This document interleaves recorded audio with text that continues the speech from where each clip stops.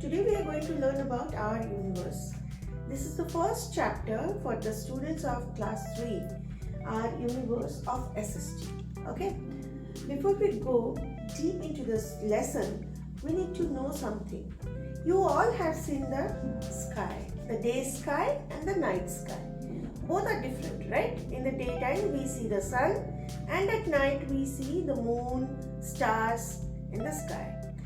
So the night sky looks very elegant, very wonderful. Why? Because of these objects that is there scattered in the sky. Do you know what these objects are known as? All objects that are visible in the sky are called heavenly bodies or cosmic bodies. Now let us move towards the formation of universe. आज का जो हमारा universe है वो कैसे form हुआ? कहा जाता है कि millions of years ago the universe began as a tiny hot compact point. Just एक छोटा सा hot point था.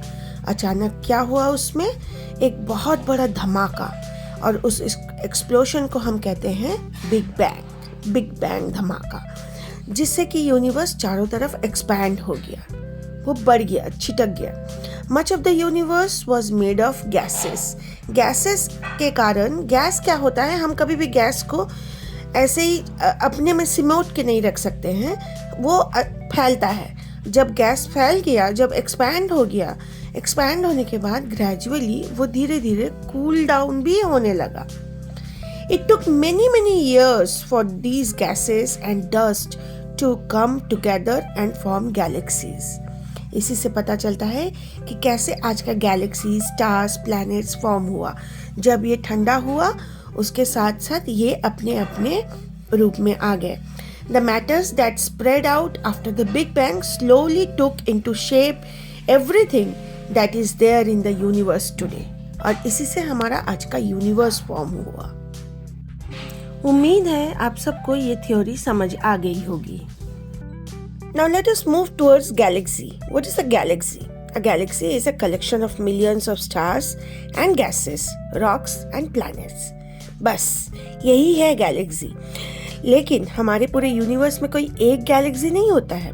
गैलेक्सी ऐसे भरे पड़े हुए हैं, बहुत सारे गैलेक्सीज हैं. इन सब में एक है द मिल्की वे गैलेक्सी.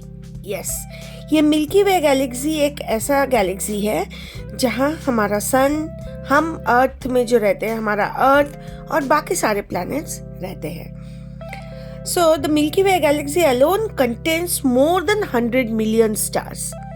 अकेला मिल्की वे गैलेक्सी में 100 मिलियन से भी ज़्यादा स्टार्स हैं.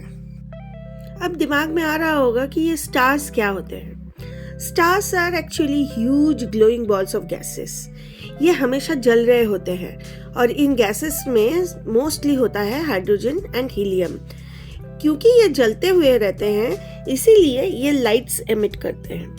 स्टार्स बहुत बड़े होते हैं लेकिन हमें दिखते बहुत छोटे हैं. क्यों? क्योंकि ये हमसे बहुत दूर है. They are very far away from the earth. Not only light, it also gives us heat. ये हमें गर्मी भी देती है. Our sun is also a star too. It is so big that more than 1 million Earths can fit inside it. Sun is the ultimate source of energy on Earth. जो हमें light मिलती है, गर्मी मिलती है, एनर्जी मिलती है, ये सब सन से आता है. It gives enormous heat and energy like other stars. सन की बहुत ही करीबी स्टार है प्रोक्सिमा सेंटोरी. ये है प्रोक्सिमा सेंटोरी. और इसके साथ साथ हम अपने अर्थ से जो सबसे ब्राइट स्टार देखते हैं नाइट में, वो है Sirius. Sirius is also known as dog star. तो ये रही स्टार्स की कहानी. अब आगे बढ़ेंगे कॉन्स्टिलेशन की ओर. ये कॉन्स्टिलेशंस क्या है? A group of stars that form a pattern in the sky is known as constellation. The Orion and the Big Dipper are the two main constellations in the Milky Way galaxy. अब Orion दिखता कैसा है? Okay, चलो सबसे पहले बात करते हैं the Big Dipper and the Little Dipper. देखें आप इस पिक्चर में बिग डिपर कैसे दिखता है, लिटिल डिपर कैसे दिखता है. इस लिटिल डिपर के एंड में जो ब्राइट स्टार है, ये है पोलरिस, जिसे हम कहते हैं द नॉर्दर्न स्टार. ये हमेशा एक ही जगह रहता है और इसे देख के हम जान सकते हैं this is the north direction, क्योंकि because of the Polaris, the north star की वजह से। नाउ ये है ओरियन। देखो जरा, ये देखने में एक अजीबोगरीब नहीं लग रहा है, लेकिन हाँ, ये इसे कहते हैं ओरियन, जिसे हम हिंदी में कहते हैं काल पुरुष। ये देखने में कैसा लगता है? एक आदमी एक बो लेके खड़ा हुआ है। तो ये ऐसे ही होते हैं कॉन्स्टेलेशंस जो पैटर्न फॉर्म करते हैं, और इंसानों ने इनका नाम भी दिया रखा हुआ है। यहाँ तक तो स्टार्स की कहानी खत्म हुई। अब आगे बढ़ते हैं द सोलर सिस्टम।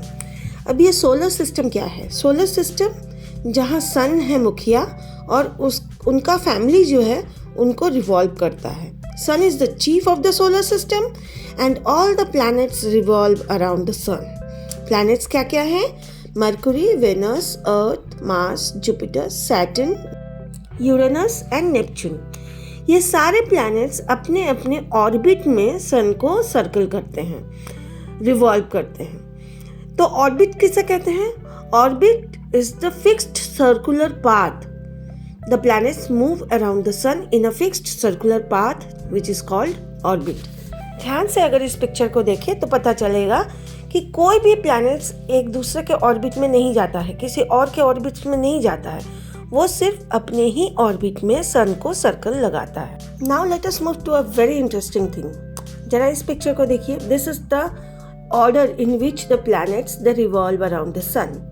सबसे पहले Mercury, then Venus, then Earth and then Mars. ये चारों प्लैनेट्स को बोला जाता है inner planets. Why inner planets? इनको इनर प्लैनेट्स इसलिए बोला जाता है क्योंकि ये कंपैरेटिवली छोटे होते हैं, इनका ऑर्बिट्स भी स्मॉल होता है, और इनर प्लैनेट्स जो होता है वो सॉलिड होता है, डेंस होता है, रॉकी होता है। और इन चारों इनर प्लैनेट्स में सिर्फ 2 ही ऐसे प्लैनेट्स हैं जिनका खुद का मून है, सैटेलाइट है। मून को कहा जाता है the natural satellite of a planet. बाकी के जो 4 प्लैनेट्स हैं, Jupiter, Saturn, Uranus and Neptune, they are known as the outer planets और gas giants. Why outer planets? Outer planets as because they have longer orbits and they are in a composition of gases and liquids. Numerous moons होते हैं इन planets के, 1-2 नहीं, इनके बहुत सारे moons होते हैं, नेचुरल सैटेलाइट्स होता है, और they are mainly made up of hydrogen and helium. इसीलिए इन्हें आउटर प्लैनेट्स कहा जाता है। गौर से देखिए, इनर और आउटर प्लैनेट्स को डिवाइड करता है asteroid belt. Orbit of Mars और ऑर्बिट ऑफ जुपिटर के बीच में ये है बेल्ट। एस्टेरॉयड्स क्या होता है? ये एस्टेरॉयड्स है द रॉक्स, रिवॉल्विंग रॉक्स। ये भी ऐसे गोल गोल घूमते रहता है। They are the big rocks revolving around the sun. Till now we have learnt the primary informations regarding the solar system. Now we will move towards the moon, a natural satellite. Yes, what are natural satellites? A satellite is a natural body that moves around the planet.